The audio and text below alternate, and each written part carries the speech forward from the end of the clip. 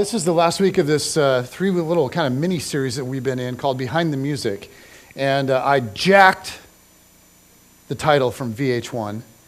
And so what we're doing is we're looking at various psalms, these ancient worship songs.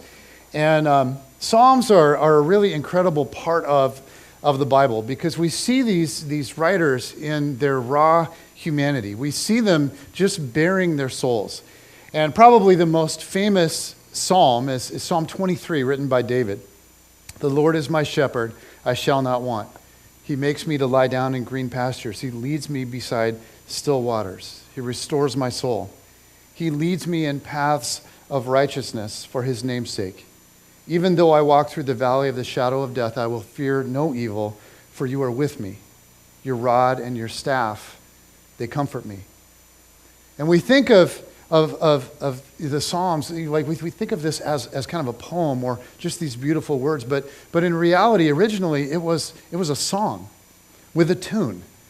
And we have really no idea what the tune might have been. But as we've seen, for a few of the Psalms, they start by telling us exactly what the tune was. And I've mentioned a couple of times, Psalm 22 starts with this description. For the director of music to the tune of the doe of the morning, a psalm of David. And of course, we have no idea what doe of the morning sounded like. Unless, Kate, can you just sing that for us real quick? But apparently back then, like, everybody's like, oh yeah, doe of the morning, right on. And they just, give me some words and I can put, So you just take the lyrics of Psalm 22 and you put those to the doe of the morning. And this is the case for several of the Psalms. Psalm 9 says that it's to be sung to the tune of death of the sun. That might have been a little darker tune. So like minor chords and stuff. Or like Psalm 56 is to the tune of a dove on distant oaks. That just kind of sounds light and fluffy to me. I found this interesting. In Psalm 57, we're told that it is to be sung to the tune of do not destroy. I go, okay.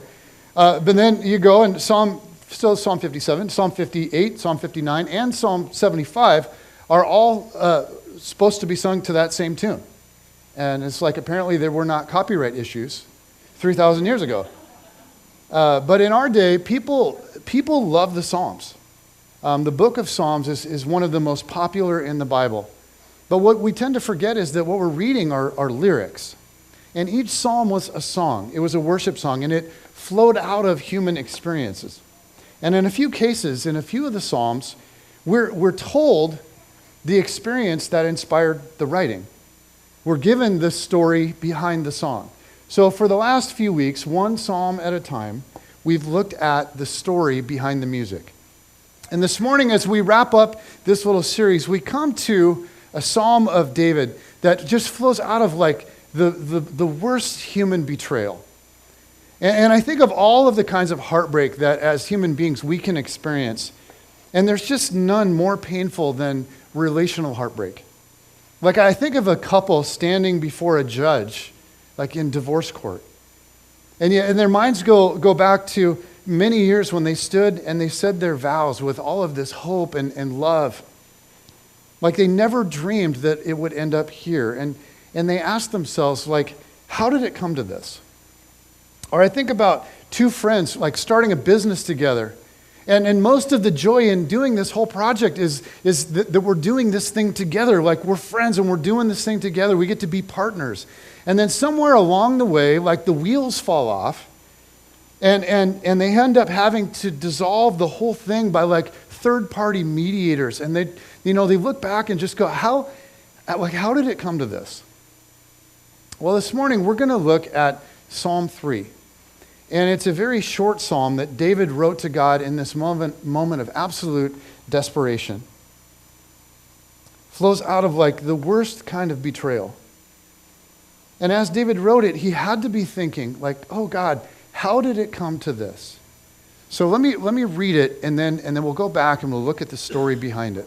So here we go. This is Psalm 3. It says, a psalm of David when he fled from his son Absalom. Lord, how many are my foes? How many rise up against me? Many are saying of me, God will not deliver him. But you, Lord, are a shield around me, my glory, the one who lifts my head high. I call out to the Lord, and he answers me from his holy mountain. I lie down and sleep. I wake again because the Lord sustains me. I will not fear, though tens of thousands assail me on every side. Arise, Lord, deliver me, my God. Strike all my enemies on the jaw. Break the teeth of the wicked. From the Lord comes deliverance. May your blessing be on your people. As an introduction to this psalm, we're given the story behind it, which is, it's absolutely tragic to me. And this morning, if you're visiting with us, you go, this is going to be kind of a heavy message. And so if you're visiting with us and you go, oh, that's a heavy church. It's not always like this. Sometimes I say stuff that's funny. There's just not going to be a lot of that this morning. This is kind of a heavy story. Because it says it's a psalm of David when he fled from who? From his son, Absalom. Now David had faced many enemies over the course of his life, but this one is so deeply personal. Like, this is his own son. And this morning, we're going to walk through the story of how in the world his own son became his enemy. And as we do, it's obvious that love as a feeling is not enough. Because what will become apparent in this story is that David deeply loved his son. And yet this feeling of love is not enough. Love has to take action if it's going to reconcile, if it's going to heal. And so whatever love David may have felt for his son, far too often it didn't translate into any kind of action. And the consequences for David and his son and the entire Israelite kingdom were tragic. So I want to walk you through this heartbreaking story and just kind of look at some key places where David froze. And then what I want us to do is I want us to think about the people that matter to us, the people that we love. And I want us to ask ourselves, is our love really taking action these days? Now, this story spans like several chapters in the Bible. It's a long story. And so I'm going to summarize most of it. We'll look at the actual words in the text a little bit, but I'm going to summarize most of it. The first major tension that we see between David and his son, like this is the first indication that something's going a little haywire, has to do with Absalom's sister. Her name is Tamar, and then their half-brother, Amnon. Now, David, by this point in his life, and this is culturally just so crazy for us, but David has multiple wives. And it turns out that's not ideal. And David's oldest son, Amnon, his oldest son, develops kind of a sexual obsession with David's daughter, Tamar. And Tamar is David's daughter by a different wife, so this is like Amnon's, essentially he has a thing for his half-sister. And now she happens to be Absalom's full sister. And if you're not following that completely, don't worry, this is really backwoodsy stuff. and so as Amnon's obsession for Tamar grows, he sees her, it just grows and grows, he can't stand it. So Amnon devises a little plan. He pretends to be like really sick, and he asks David, his father, to send his sister in to care for him. So David's like, yeah, great. So he sends Tamar to care for her half-brother, and here's what happens. This is 2 Samuel, we're starting in chapter 13, verse 8. It says, so Tamar went to the house of her brother Amnon, who was lying down. She took some dough, kneaded it, and made the bread in his sight, and baked it. Then she took the pan and served him the bread, but he refused to eat. Send everyone out of here, Amnon said. So everyone left him. Then Amnon said to Tamar, bring the food here into my bedroom so I may eat from your hand. And Tamar took the bread she had prepared and brought it to her brother Amnon in his bedroom. But when she took it to him to eat, he grabbed her and said, come to bed with me, my sister. No, my brother, she said to him, don't force me. Such a thing should not be done in Israel. Do not do this wicked thing. What about me? Where could I get rid of my disgrace? And what about you? You would be like one of the wicked fools in Israel. Please speak to the king. He will not keep me from being married to you. It's a different time. But he refused to listen to her. And since he was stronger than she, he raped her. Then Amnon hated her with intense hatred. In fact, he hated her more than he had loved her. Amnon said to her, "Get up and get out." "No," she said to him, "sending me away would be a greater wrong than what you've already done to me." But he refused to listen to her. He called his personal servant and said, "Get this woman out of my sight and bolt the door after her." So his servant put her out and bolted the door after her. Now, these are real people. This is a real story. And you have to imagine what went on in her heart when she heard the sound of that bolt. I mean, this is an innocent girl. She came only to help, just to serve. And one day a door opens up and she walks into a room. And then that same door closes behind her when she walks out of that room. And in between those two moments, her life has been destroyed. And we need to understand that in her culture, she's now seen as damaged goods. She'll probably never marry now. She'll never have children. Like Amnon has destroyed her shot at a normal life. Unless, of course, unless she were to hush this thing up, keep it quiet, not let anyone find out. But here's how she responds. Okay, this is verses 18 and 19. It says, so his servant put her out and bolted the door after her. She was wearing an ornate robe, for this was the kind of garment the virgin daughters of the king wore. Tamar put ashes on her head and tore the ornate robe she was wearing. She put her hands on her head and went away, weeping aloud as she went. Okay, she is publicly declaring what has happened here. And you go, well, why? Well, here's what I think. I think that she is betting her life that her father, the king, would do right by her. She's betting her life on David's character. She's waiting for her father, who was said to be a man after God's own heart, who had all the power of the throne behind him, to set things right, to stand up for her. But here's what happens. Okay, verses 20 to 22. Her brother Absalom said to her, has that Amnon, your brother, been with you? Be quiet for now, my sister. He is your brother. Don't take this thing to heart. It's like trying to comfort her. It says, and Tamar lived in her brother Absalom's house, a desolate woman. When King David heard all this, he was furious. And Absalom never said a word to Amnon, either good or bad. He hated Amnon because he had disgraced his sister Tamar. So Absalom, who's the full brother of Tamar, he takes her in. And we're told that she lived out her days as a desolate woman. I mean, think about that. She never married. She never had children. Like Amnon stole her life. So she's taken in by her brother Absalom, okay? And they wait. They wait for David to act. And the days go by, and the weeks go by, and the months go by, and they think, like, surely our father David is going to do something. Surely he's going to take action, surely tomorrow, or, he's going to get justice for his daughter, for Tamar. Now, we're told that David was very upset. In verse 21, it says, when King David heard all this, he was furious. But as far as we can tell in this story, David didn't do anything. He didn't lift a finger on Tamar's behalf. David did nothing to confront the situation. And we look at that and we go, well, why not? Well, we're not told. So you think, well, maybe he was preoccupied with being the king and just couldn't take the time. Or maybe he was afraid of what Amnon might do in response. Parents are like that sometimes, right? I mean, sometimes parents need to do hard things. Sometimes they need to say hard things. But like they need to confront something, but they're afraid their kids are going to be upset. So they just don't do anything.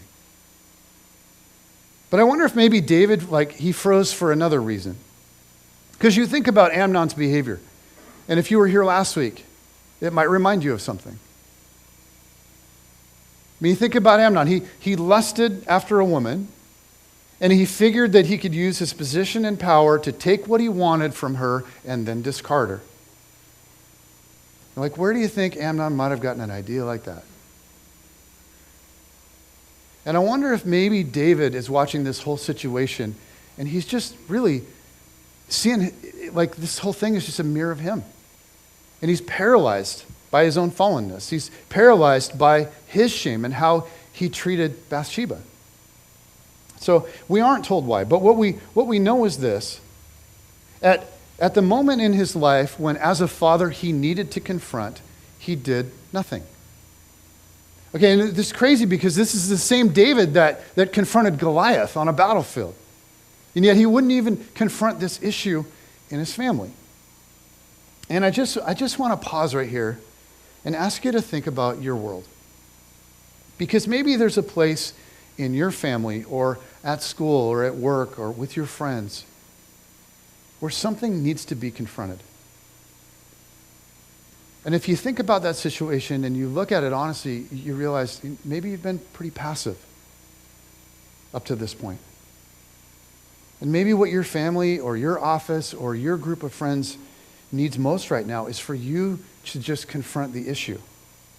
Now, you need to do it graciously, you need to do it redemptively, but you need to do something. Because feeling love is not enough. Like, you need to act. Well, David refuses to confront this situation. So Absalom takes Tamar in. And 2 years pass. Two years of pain and humiliation for Tamar. 2 years of passivity for David. 2 years of just like this growing, mounting frustration for Absalom. Like, whatever respect Absalom had for his father is now just, with every day, it's just leaking away. Because every day he sees Tamar and he sees her desolate. He sees her in pain. And every day Amnon just goes about his life like nothing happened. So there's this anger and this hatred that's just festering inside of Absalom. And he is becoming a dangerous man. So after waiting 2 years, he decides to take action. He throws this huge party and he invites Amnon.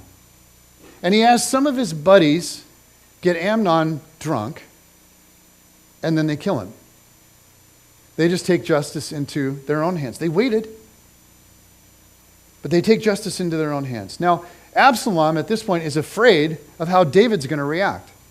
So he immediately flees to a foreign country. He goes into exile. And he stays in exile for 3 years. And you have to just kind of envision what that must have been like for him.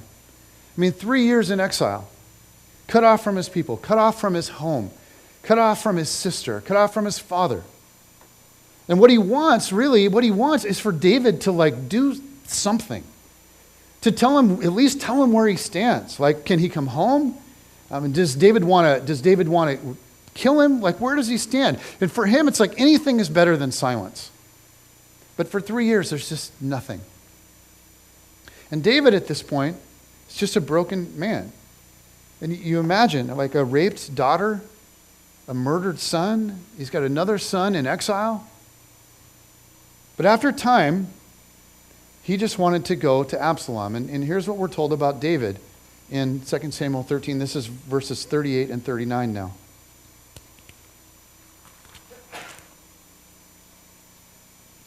After Absalom fled and went to Geshur, he stayed there 3 years. And King David longed to go to Absalom. So if we're sitting there going, well, how does David feel about all this? Well, we're told point blank. Does David still love Absalom at this point? Absolutely. Absolutely. He longs to go to his son, but what he does is nothing. He just freezes and he just lets his son sit in exile. And David he's depressed and he's mourning, but he's not acting. So finally, David's right-hand man, a guy named Joab, sees all that David is feeling, sees the king day after day, and finally he says, oh king, let me go get Absalom and bring him home. I mean, for heaven's sakes, he's your son. Let me go get your son. Will you promise to not harm him if I go get him and bring him home? And after 3 years, David says, yeah, you can go get him. And you have to imagine now what that return is like. What's going on in Absalom's heart and his mind. Like as he comes to the gates, what is his dad going to do? Is he going to be harsh? Is he going to forgive? Like what's he going to say? And here, David makes one of the most epically horrible decisions of his life. It says in 2 Samuel 14:24, okay, Absalom coming through the gates. But the king said, he must go to his own house. He must not see my face. So Absalom went to his own house and did not see the face of the king. Now, I really don't think that this is about punishment. I don't think David's trying to punish his son. Like maybe he was, we're not told. But my guess is just like, I think David's just overwhelmed by the mess. Like he didn't know how to handle all of this situation with Absalom, and so the easiest thing for him to do is what we often do, just avoid. But this is such a critical mistake for David. Because what Absalom needed most in this moment was some face-to-face time, and for David to just listen, to welcome him home with open arms, like to sit down and have a heartfelt conversation, to ask him about his confusion and his anger and his bitterness. Like when he most needed his father to just listen, this is when David froze him out. And again, I just want you to think about the people in your world. I mean, is there someone in your world right now that really, they just need you to listen? And you think about maybe the relationship's been strained lately. And maybe it's been pretty complicated because there's been a lot of tough stuff. And maybe the easy thing for you is to just ignore the person. Just kind of isolate. But maybe what they most need from you is for you to just reach out and for you to just initiate and for you to just listen. Now, I've learned a lot about this from Jen, just watching her with our kids over the years. Because she has this incredible knack for recognizing when the kids are upset. Like, she'll notice that, okay, I'm telling them something they don't want to hear, and so kids are always frustrated by that, but she can tell that there's something else going on. There's something else deeper happening here. She'll recognize that, and she'll stop, and she'll listen. From when they were little up till now. She'll just go, whoa, okay, hold on, what's happening? You know, I see here that something is really upsetting to you. Like, you're frustrated. And so she'll just start asking, like, are you feeling like I'm being unfair? Are you feeling like you're not being heard? Like, what's going on? Because I'm not trying to mistreat you. So how are you feeling? And she'll just ask a lot of questions and draw them out. And after listening and after understanding, she might change her approach. She might go, oh, I didn't see that side of this or whatever. But more often than not, she sticks to her guns. But what happens is at least they know they've been heard. At least they know they've been understood. And it's amazing how listening to people, like just really slowing down and listening, draws people to you. And the truth is that for Jen and I, we've had to do this, over and over. And if you've been married, I mean, the cycle of conflict and then listening and all of that stuff. We've had to do this over and over again in our marriage. And man, like, do frustrations ever dissipate? Does the thing get healed faster if we just stop and talk to each other, right? If we just listen. When we share what we're feeling and why we're feeling it, it's amazing how things get better in a hurry. Unfortunately, that doesn't come very natural. And what comes natural, right, when we're having conflict, when we're frustrated, is just to isolate. Just isolate and just become cold. But I want to pause here and ask you to think, like, again, is there someone in your life, somebody that you love, that really just needs you to sit and listen? They need you to come to them. They need you to ask questions and let them share their heart. Because it's staggering what that can do. Now, it's what Absalom needed most, but he didn't get it. So Absalom moves back to Jerusalem, and he lives there 2 years, but, okay, he's not part of the family, right? Like every day, he can see the palace from his house. He sees all of his brothers and sisters, and he sees that they're with the king and they're eating at the king's table. But Absalom is forbidden to see the king's face. And after a while, he can't stand it. So he sends word to Joab. He says, help me see my father. Like, I have to see my father. Like this is worse than being in exile. Like, honestly, I would have been better off if I never came back here. So he's like, he's just pleading. He's like, please, Joab, come meet me and help me devise a way for me to see my father.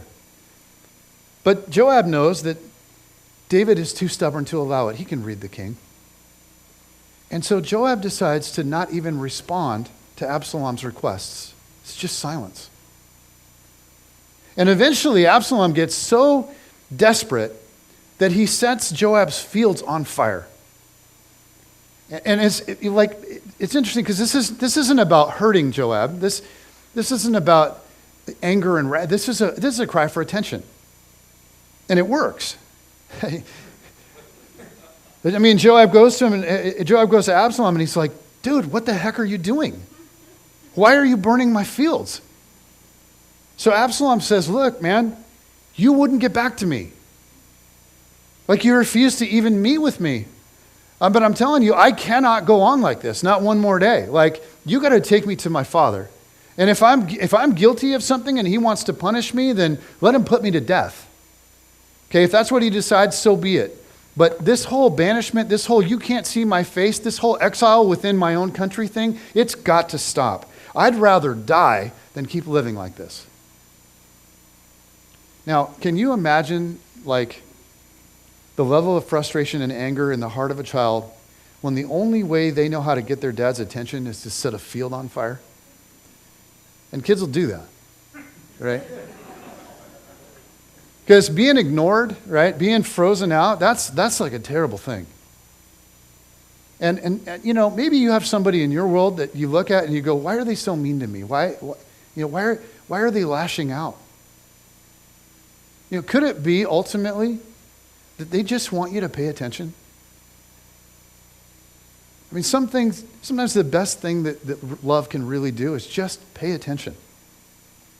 So after the whole field burning thing, Joab goes to David. And Joab arranges for a meeting between David and Absalom. And you'd think, oh, cool. Because like they have this public ceremony. And David kisses his son, and it's very public. But it turns out that nothing of real value comes of that at all. Nothing's really solved. There's no real sharing of hearts. So Absalom is allowed back into the palace, but he despises David. And he uses the opportunity to begin to undermine David's authority. He spends the next 4 years trying to turn everybody against his father. He stands at the city gate when people are coming to Jerusalem, like with a plea for justice. And he grabs them before they get in there, and he listens to the story and everything, and he'll just say, you know, I think your case is valid. Like, you deserve justice. But just so you know, David isn't a king of justice.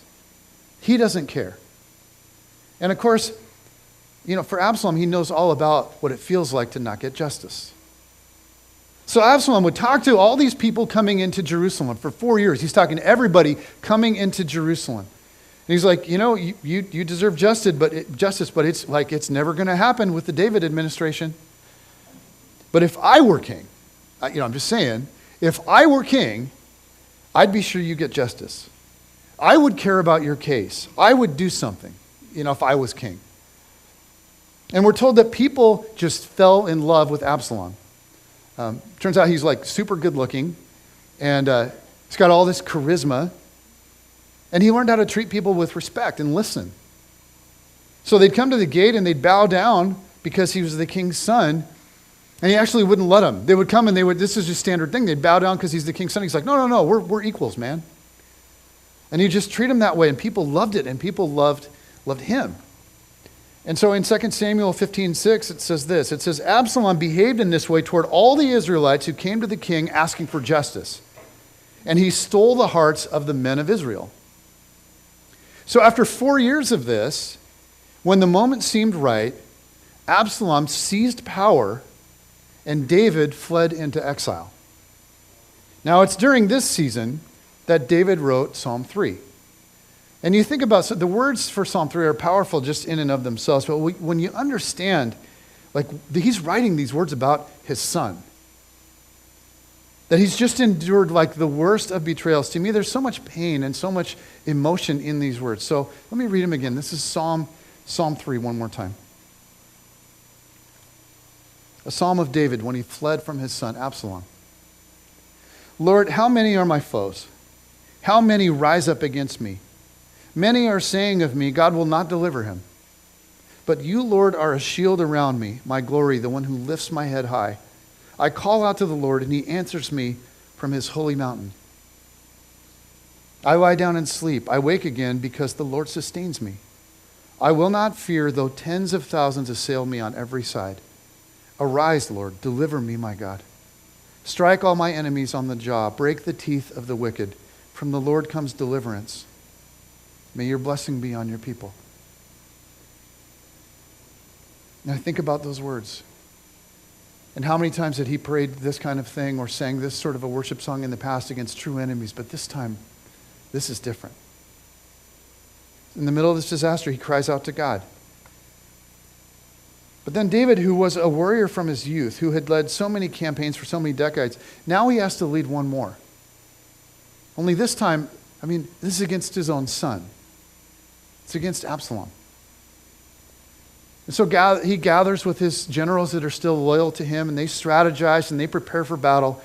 And you can see his heart so much as all this goes down. This is 2 Samuel chapter 18, verses 1 to 5. We get a snapshot into just how he's feeling in the midst of this whole thing. It says, David mustered the men who were with him and appointed over them commanders of thousands and commanders of hundreds. David sent out his troops, a third under the command of Joab, a third under Joab's brother Abishai, son of Zeruiah, and a third under Ittai the Gittite. The king told the troops, I myself will surely march out with you. But the men said, you must not go out. If we are forced to flee, they won't care about us. Even if half of us die, they won't care. But you are worth 10,000 of us. It would be better for now for you to give us support from the city. The king answered, I will do whatever seems best to you. So the king stood beside the gate while all his men marched out in units of hundreds and thousands. And just imagine the emotions of him watching them go. The king commanded Joab, Abishai, and Ittai, be gentle with the young man Absalom for my sake. And all the troops heard the king giving orders concerning Absalom to each of the commanders. So David sends his generals out. He stays behind. And the one command, the one command that he gives to his men is to not harm his son. And you can just feel the anguish for David. Like, despite all that's happened here, he loves his son. But he sends his army, and they go to battle, and they're victorious. And in the middle of this battle, Absalom gets tangled up in a tree. And he's just kind of stuck there hanging, just completely defenseless. But of course, no one will touch him because they know the orders.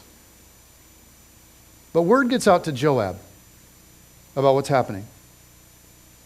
And Joab rides over to where Absalom is, and he kills him.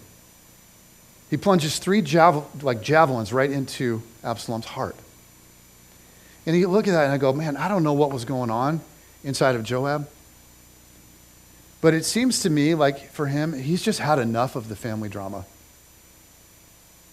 Like he's seen his friend grow very old and very weak. And I think he's just had it with the whole deal.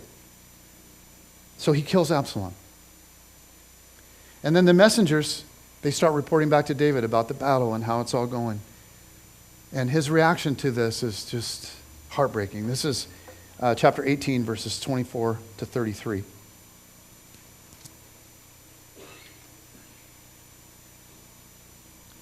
It says, while David was sitting between the inner and outer gates, the watchman went up on the roof of the gateway by the wall. As he looked out, he saw a man running alone. The watchman called out to the king and reported it. The king said, if he's alone, he must have good news. And the runner came closer and closer. Then the watchman saw another runner, and he called down to the gatekeeper, look, another man running alone. The king said, he must be bringing good news too. The watchman said, it seems to me that the first one runs like Ahimaaz, son of Zadok. He's a good man, the king said. He comes with good news.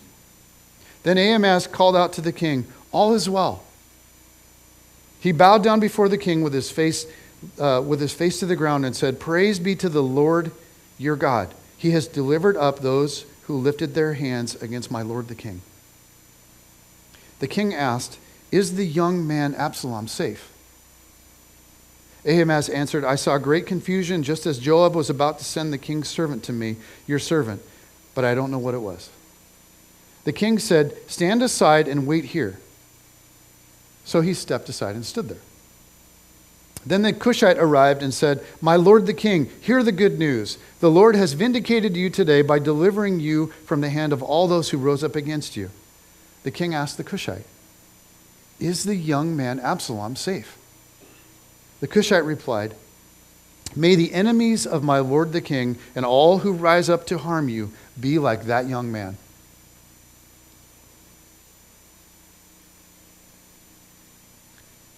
It says the king was shaken. He went up to the room over the gateway and wept. And as he went, he said, oh, my son, Absalom. My son, Absalom. If only I had died instead of you. Oh, Absalom, my son, my son. And to me, I go, man, this is such a heart-rending scene. Because finally the message comes to David that Absalom is dead. And David has that like moment of clarity that sometimes comes really when it's too late.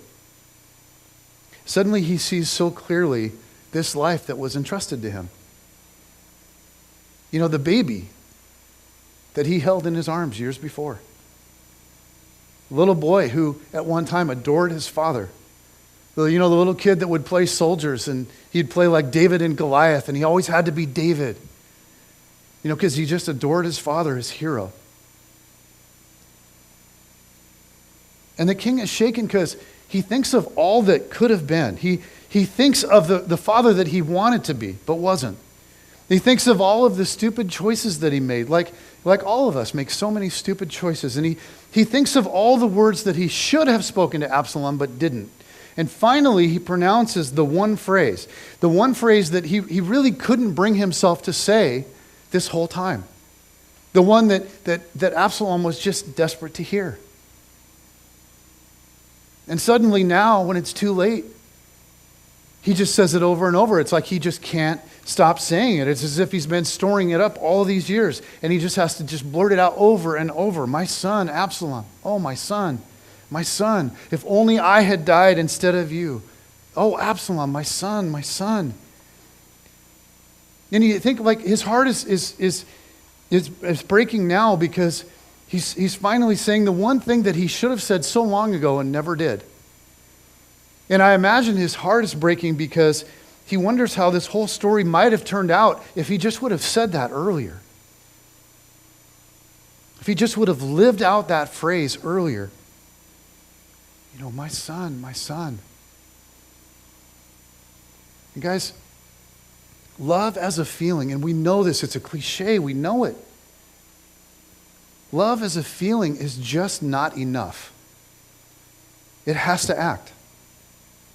And sometimes it has to confront. Sometimes it needs to listen. And sometimes it has to speak. And I just want to say, maybe some of you are here this morning and there's a relationship in your life that's breaking your heart. And maybe there's a word that you need to say. Because if that person like Absalom were to be gone, and you like David were to be left behind, you would suddenly have that moment of clarity that too often only comes when it's too late. And so I just want to ask you this morning, is there a word that you need to say? You know, maybe it's, oh man, I'm so sorry. Please forgive me. Or maybe it's, I love you. Or maybe the words that would come to you to say are just, I forgive you. Okay, I'm going to let this go. I forgive you. Or maybe it's, let's try again. Maybe it's a son or a daughter or a mom or a dad, old friend, sister. Maybe God is just stirring in you this morning. You hear this story, but you see your own story in the middle of it all. And maybe, saying this thing to that person would be the hardest thing that you've ever done. Because maybe there are weeks or months or even years of distance. Or there's stubbornness or pride or self-protection that just causes your heart to ache. But I just want to encourage you this morning, don't do what David did. Don't assign yourself a lifetime of regret. If there is a word that needs to be said, don't waste any more time. You got to go to that part. You got to say it. And I just want to say, if you're sitting here this morning and you sense God like stirring in you, and there is someone in your life, and there is a situation, and you just like, as we're reading through the story, you can't get that person out of your mind. Like the situation's just hitting you in the face. I just want to say, maybe God is trying to get your attention. So don't ignore this moment. Don't ignore God's prompting and call to action. I get the sense with David that he knew what he should do. He knew it the whole time. But he let his pride and his fear and his confusion just immobilize him. And he froze. And all of the healing that could have been never was.